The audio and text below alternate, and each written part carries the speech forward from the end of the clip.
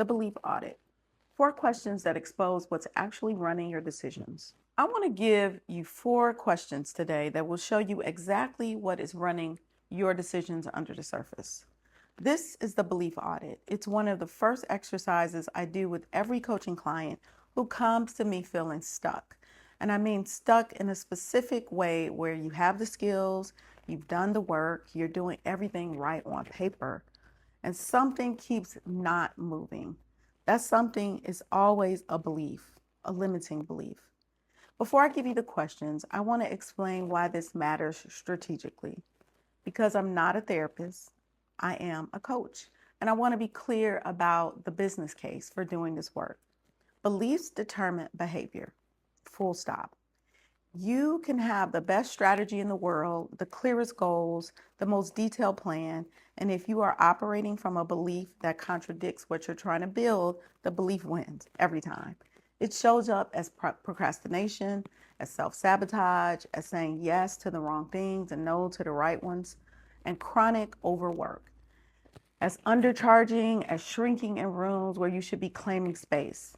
These are not character flaws. These are belief symptoms. The 4 questions of the Belief Audit are designed to surface the belief, trace it to its source, evaluate whether that source deserves the power it has, and start replacing the behavior it has been generating. So let me walk you through one. I'm going to walk you through each one. Question 1.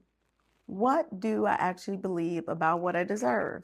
Not what you aspire to believe, not just affirmations, what you actually believe in the moments when things get hard. When an opportunity comes and your gut says you are not ready, when someone offers you something and your first instinct is to find the catch, write it down. Be honest. Nobody is grading this. Question 2. Where did that belief come from? I want you to be specific here, not a general answer like society or my childhood, a specific source, a person, a moment, a season. Maybe it was a parent who expressed their own fears through the ceiling they set for you. Maybe it was a teacher who underestimated you and believed, maybe it was a teacher who underestimated you and you believed them. Maybe it was a professional failure that turned into a verdict about your capacity. Name it, because unnamed sources have unlimited power. Named sources can be examined. Question 3. Is that source trustworthy enough to be running my life today?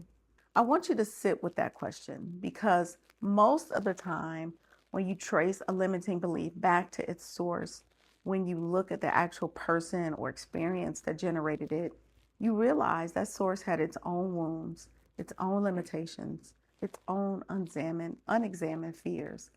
And you've been letting that source make your decisions.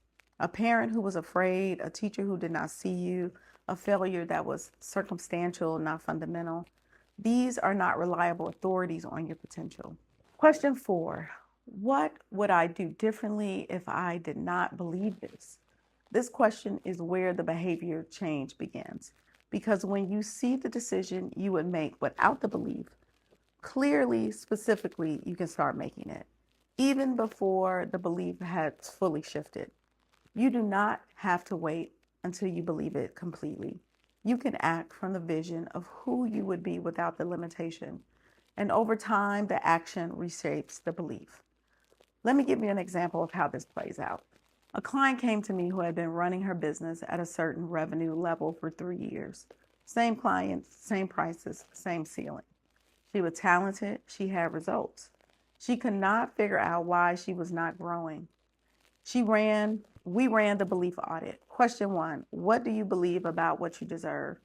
After some resistance, she said, I do not think I deserve to be paid more than people I grew up around made in a year.